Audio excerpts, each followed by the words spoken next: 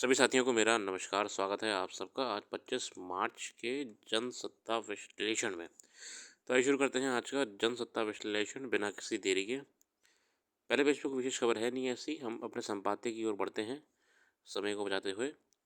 संपादकीय इस क्रम में रहने वाले हैं: मनमानी की हद, मणिपुर की आग, फिर बचपन पर अवसाद का गहराता साया। कल्पमेधा बात हुई है, हर सुधार का कुछ न कुछ विरोध अनिवार्य है, परंतु विरोध और आंदोलन एक सीमा तक समाज में स्वास्थ्य का लक्षण है। बिल्कुल सही बात है। मनमानी की हद, संघर्ष विराम तोड़ने के बाद इजरायल दोबारा मनमानी पर उतर आया है। उसने ताबड़तोड़ हवाई हमले पर गाजा की फिर से धरा दिया है। इसका खामियाजा उन हज़ारों फ़िलिस्तीनी नागरिकों को भुगतना पड़ रहा है जो शरणार्थी शिविरों, अस्पतालों या धार्मिक स्थलों में शरण लिए हुए हैं। ये दुखद है कि प्रतिशोध की आग में जलते इजराइल रिहायशी इलाकों पर भी लगातार हमले कर रहा है। देखिए, इसराइल और आपके हमास के बीच में सीज़ फायर की बात हुई थी, मगर इसराइल ने लगातार हमले और बढ़ा दिए हैं गाज़ा क्षेत्र में। हालांकि वह अच्छी तरह वाकिफ़ है कि युद्ध के भी कुछ नियम हैं, मगर वह इन्हें मानने को तैयार नहीं। वह हमास के आतंकवादियों को मार गिराने के लिए लगातार इमारतों, अस्पतालों, विद्यालयों और शरणार्थी शिविरों का निशाना बना रहा है। बीते रविवार को दक्षिण गाज़ा के सबसे बड़े अस्पताल पर हमला कर इसराइल ने नष्ट कर दिया। इसराइल का मानना है कि स्कूल और अस्पतालों में रहते हैं आतंकवादी, उनको वहाँ शरण दी जाती है।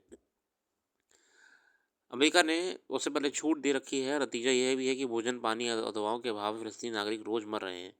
अब फिर इसराइल है, वो असल में जितनी भी सप्लाईज़ जा रही हैं ना, खाने की, दवाइयों की, मेडिसिन वगैरह की, उन्हें भी जाने नहीं दे रहा, उन्हें रोक देता है रास्ते में। तो ये अपने आप एक मनमानी लग रही है। गाज़ा इस समय अभूतपूर्व मानवीय संकट से गुजर रहा है।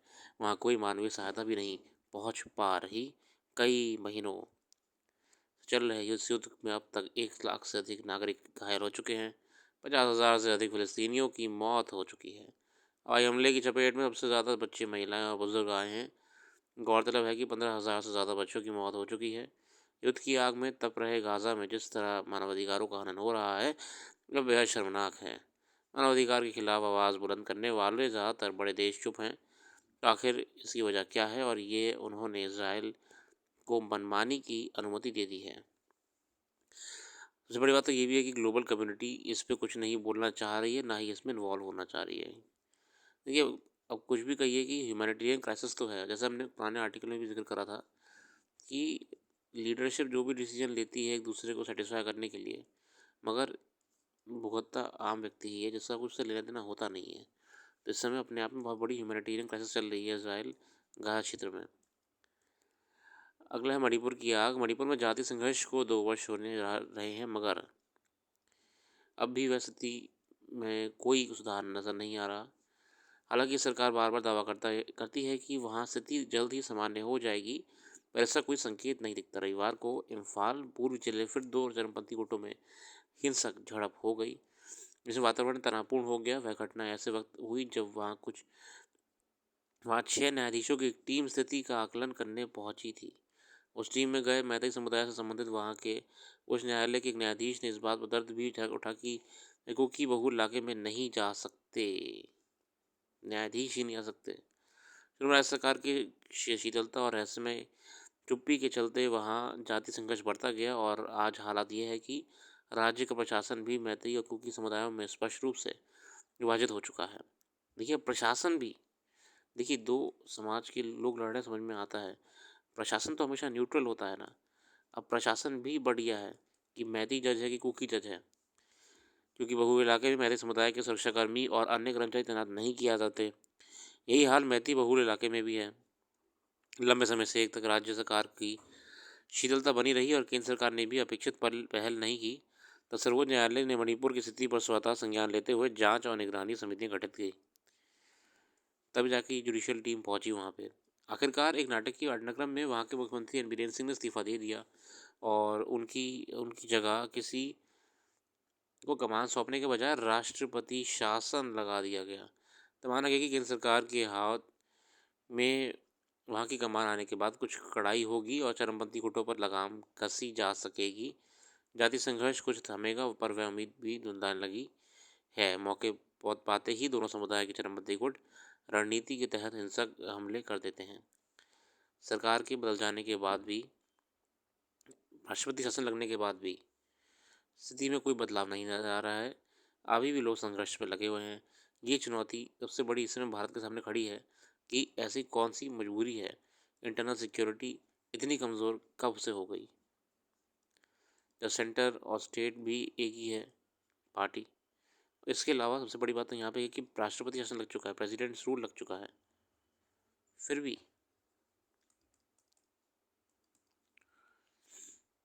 सर्वोच्च न्यायालय के न्यायाधीश बी आर गवई ने कहा कि मणिपुर में समस्या संवैधानिक तरीके से हल की जा सकती है। अगर बातचीत हो जाए तो समाधान तक पहुंचा सकता है। यहाँ कोई भी संघर्ष नहीं चाहता, हर कोई शांति चाहता है। न्यायाधीश गवई का वहाँ गए न्यायाधीशों की टीम के अगुवा है। पता नहीं उनकी इस बात को केंद्र सरकार कितनी गंभीरता से लेगी। चुनौती तो है अपने आप में कि सरकार का इनएक्शन ही कारण है कि वहाँ पे शांति बढ़ती जा रही है। अगला संपादकीय है बचपन पर अवसाद का गहराता साया। सीमा अग्रवाल जी लिखती हैं, आज की भागदौड़ भरी जिंदगी में मानसिक समस्याएं बहुत तेजी से लोगों को अपना शिकार बना रही हैं। इससे घातक प्रभाव हर वर्ग, हर उम्र के लोगों पर देखने को मिल रहे हैं। डिप्रेशन, एंजाइटी, मानसिक अवसाद का विस्तार इतना तेज है कि इससे ना तो कोई देश बचा है और ना कोई राज्य। आज हर गांव, गली, मोहल्ले में अवसाद के मरीज मिल जाते हैं। विडंबना यह है कि मानसिक तनाव, आत्महत्याएं और बेचैनी की ये समस्याएं अब बच्चों को और किशोरों में गंभीर होती जा रही हैं। बच्चे आज खेलने कूदने की उम्र में मानसिक परेशानियों का सामना कर रहे हैं। विश्व संगठन के असंगठित राष्ट्रीय बल कोष यानी यूनिसेफ की ताज़ा रिपोर्ट में mental health of children and young people के अनुसार दुनिया का लगभग हर सातवां बच्चा किसी न किसी मानसिक समस्या से जूझ रहा है। ये बड़ी चुनौती है आज की तारीख में। बच्चे भी अवसाद का शिकार हो रहे हैं। मानसिक अवसाद से घिरे बच्चों को मासूमियत खोती जा रही है कि उनकी खिलखिलाती मुस्कान चिड़चिड़ाहट में बदल गई है। वह बहुत ज़्यादा गुस्सा करने लगते हैं। उनमें सहनशक्ति कम होती जा रही है और कई बार तो वे अपने माता पिता की बात से इतने नाराज़ हो जाते हैं कि उन पर हमला तक करने से नहीं चूकते। ऐसी खबरें भी कई आ रही हैं आए दिन अखबारों में। यूनिसेफ की रिपोर्ट के अनुसार भारत में हर 7 में से एक बच्चा अवसाद का शिकार है। इस तरह वर्ष 19 इंडियन जर्नल ऑफ साइकेट्री में प्रकाशित एक अध्ययन से पता चलता है कि भारत में 5 करोड़ से अधिक बच्चे मानसिक स्वास्थ्य समस्याओं से ग्रसित हैं। विशेषज्ञों के अनुसार 1999 से भारत ने उदारीकरण, निजीकरण और वैश्वीकरण की अर्थव्यवस्था को अपनाया है। पश्चिमी सभ्यता बहुत तेज़ी से भारतीय समाज में फैली है। देखिए, ये तो है कंज्यूमरिज्म और एक मॉडर्न लाइफस्टाइल हमारी लाइफ में एंटर कर चुका है। Social media, technology. National library of medicine की वर्ष 24 में प्रकाशित अध्ययन के आंकड़ों के मुताबिक अति प्रसंस्करण यानी अल्ट्रा प्रोसेस और फास्ट फूड के सेवन से भारतीय बच्चों में तनाव का खतरा दोगुना हो गया है। और देखिए, ये भी है कि फूड हैबिट चेंज होने से भी, अनहेल्दी लाइफस्टाइल जीने से, फिजिकल एक्टिविटीज़ कम हो जाने से तनाव की स्थिति बढ़ जाती है, क्योंकि बाकी बॉडी भी इतनी एक्टिव नहीं होती है ना। दरअसल डिब्बाबंद आहार न्यूरोट्रांसमीटर जैसे डोपामीन और सेरोटोनिन के रिसाव को बाधित करता है, जिससे बच्चों में अवसाद का खतरा बढ़ जाता है। विशेषज्ञ मानते हैं कि तुरंत आहार का सेवन व्यक्ति की को आधी बेसब्र भी बनाता है। फास्ट फूड है, खाने से पेट बहुत जल्द भर जाता है और जल्द संतुष्टि मिल जाती है। अगर लगातार फास्ट फूड खाया जाता है तो व्यक्ति को तुरंत संतुष्टि पाने की आदत हो जाती है। जब चीज़ें जल्दी नहीं आती तो व्यक्ति भी चिड़चिड़ापन दिखा जाता है। गौरतलब है कि जंक फूड जल्दी ऊर्जा तो देता है क्योंकि इनमें शर्करा की मात्रा अधिक होती है, लेकिन तेज़ी से बड़ी शर्करा की मात्रा शरीर का डोपामीन के स्राव को दबा देता है और शरीर शर्करा का आदी हो जाता है। जैसे हम नशे के आदी हो जाते हैं, जब शरीर को शर्करा नहीं मिलती तो वह थकान और तनाव महसूस करता है। वर्ष 23 में पत्रिका फ्रंटियर्स में प्रकाशित एक अध्ययन में कहा गया है कि किशोर प्रतिदिन 7 घंटे से अधिक समय स्क्रीन, मोबाइल, टीवी, लैपटॉप पर बिताते हैं। उनमें अवसाद की संभावना दोगुनी हो जाती है। पिछले दशकों में भारत बहुत तेज़ी से सूचना एवं संचार प्रौद्योगिकी का विकास हुआ है। आज भारत लगभग हर क्षेत्र डिजिटल हो गया है। ये भी है, सोशल मीडिया, टेक्नोलॉजी और इंटरनेट के रीच की वजह से भी एंजाइटी बढ़ी है। फोमो बढ़ गया है बच्चों में, फियर ऑफ मिसिंग आउट, कि समाज कितना आगे जा रहा है, कितना डेवलप हो रहा है, क्या क्या टेक्नोलॉजी आती जा रही है, लेटेस्ट गैजेट्स आ रहे हैं, लेटेस्ट गैजेट्स बन रहे हैं, लेटेस्ट गेम्स आ रहे हैं, उन्हें सब चाहिए वो। विषय के मुताबिक युवाओं और बच्चों में तेज़ी से बढ़ते तनाव और अवसाद की एक वजह उनके शारीरिक श्रम में आई कमी है, और फिजिकल एक्टिविटीज़ भी कम होने से आपका बॉडी डल ही हो जाती है। तो दशक में युवाओं में मैदान के खेल का चलन कम हुआ है और इंडोर गेम की ओर उनका रुझान बढ़ गया है। एकल परिवार, प्रदूषण और बाल सुरक्षा की घटनाओं के बाद से भी बच्चे बाहर खेलना नहीं चाहते हैं। इससे उनका शारीरिक श्रम कम हो रहा है और जो उनमें तनाव और मानसिक अवसाद बढ़ा रहा है, ये भी है समस्या। देखिए, changing food habits, changing lifestyle अपने आप में चुनौती है। इसके बाद न्यूट्रिशन कम होता जा रहा है खाने में। अब हर चीज़ क्विक मिल रही है, ज़माना क्विक का आ गया है, तो एंजाइटी भी बढ़ गई है इन लोगों बच्चों में। वो वेट नहीं कर सकते किसी के लिए, पेशेंस नहीं है, उन्हें हर चीज़ क्विक चाहिए, क्विक सक्सेस, क्विक लाइफ। बहुत ही बढ़िया आर्टिकल लिखा है। अवसाद, तनाव, उदासी और चिड़चिड़ापन में अनेक कारण हो सकते हैं, लेकिन हम उनके समाधान पर जोर देना चाहिए। विशेषज्ञों की राय में अगर आपको लगता है कि आपके बच्चे में अवसाद के लक्षण दिख रहे हैं, तो उसे अनदेखा किए बिना तुरंत स्वास्थ्य विशेषज्ञों की मदद लिए। अभिभावकों को बच्चों को शारीरिक श्रम करने को प्रेरित करना चाहिए। सर्वेक्षण में पता चलता है कि आज भी भारत में मानसिक रोग और रोगी को एक अभिशाप के रूप में देखा जाता है, और ग्रामीण इलाकों में से इसे लेकर काफ़ी कम जागरूकता है। ऐसे में बच्चों को बेहतर मानसिक स्वास्थ्य के लिए प्राथमिक विद्यालयों को लेकर विश्वविद्यालयों तक सरकार को एक मानसिक स्वास्थ्य समिति बनानी चाहिए।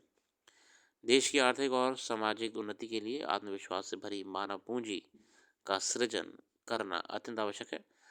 इसके लिए हंस तक खिलाता बचपन चाहिए। और देखिए, बात यहाँ पे ये है कि हमें हैपनिंग लाइफ होनी चाहिए, है ना, खुश रहना चाहिए। ऐसे समाज में कैसे बच्चों का विकास होगा? जब वो बड़े होंगे तो वो क्या समाज को आगे ले जाएंगे, या फिर वो अपनी आने वाली जनरेशन को क्या देंगे, क्या लाइफ लेसन्स देंगे उन्हें। इसलिए हमको आज ही से ध्यान देना पड़ेगा कि बच्चे जैसे जैसे बड़े हों, हम उन्हें अच्छा एक लाइफस्टाइल दें और एक अच्छा मजबूत व्यक्ति बनाएं।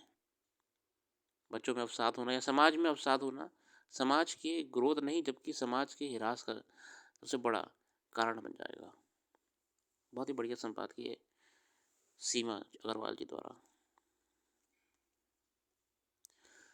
इसके अलावा अंतर्राष्ट्रीय खबरों में इजराइल चर्चा में है।